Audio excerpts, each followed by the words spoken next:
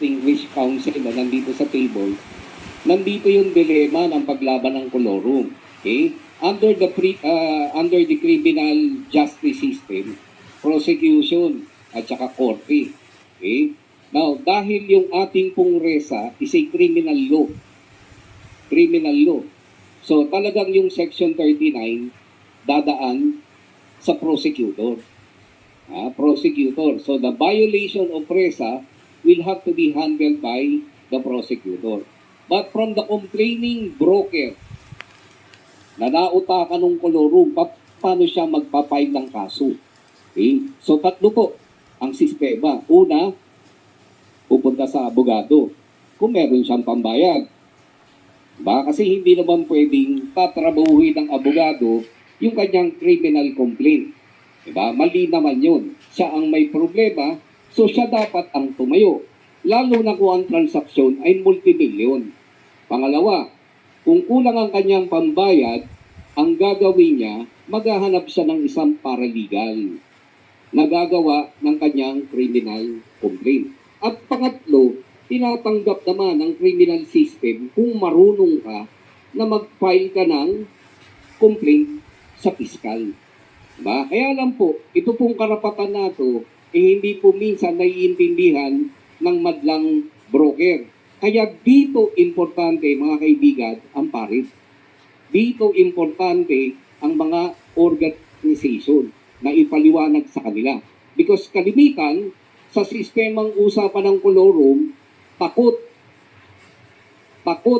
ang lisensyado sa kolorum. Bakit? Kasi magastos, kasi mahabang usapan, kasi wala naman siyang suporta.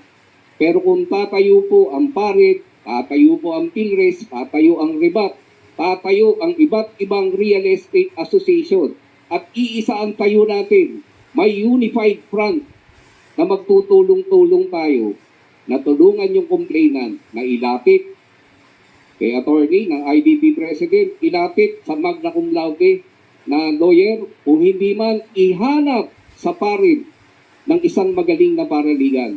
At kung hindi, talagang samahan na po natin sa piskal. Yun po ang sistema ng pagpapile against kolorum. Yun po ang ginawa po namin. Ayan, so maraming salamat. Wala pang palakpakan dyan. Ayan. Ayan, so maybe we can ask si Attorney Ray. Attorney Ray, in your knowledge, meron na bang nakasuhan? Meron na bang nakulong? Kasi sabi, na-mention natin sa mga RA 9646, 100,000 fine, 2 years imprisonment. May na-sample na ba? Or in the words of Broker Remy, may naupakan na ba? Alam ko meron na, no? Pero ang problem talaga kasi dyan, I remember one anecdote na. Sabi nila, there ain't enough Christian lawyers to make the difference. So parang analogy, there ain't enough licensed brokers to make the difference. What does that mean?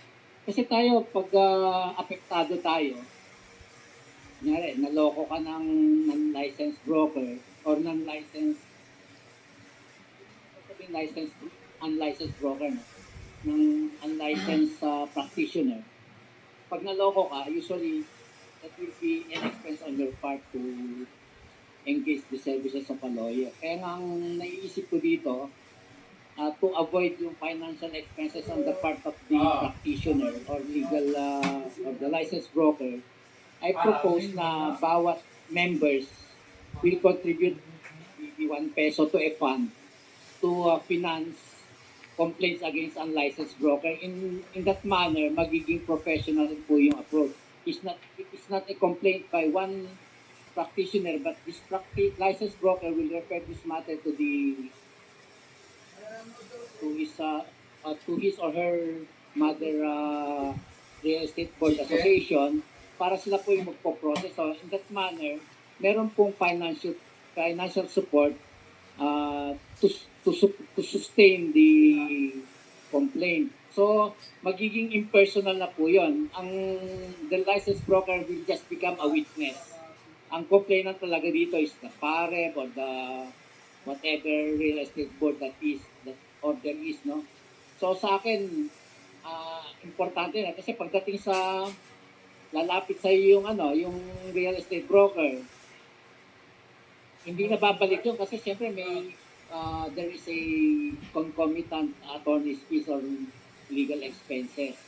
So I think yun ang problem basically. Kaya ako wala pa ako naging kliyente na na broker na naloko kasi takot sila magbayad ng hindi sila takot magreklamo pero takot magbayad sa abogado.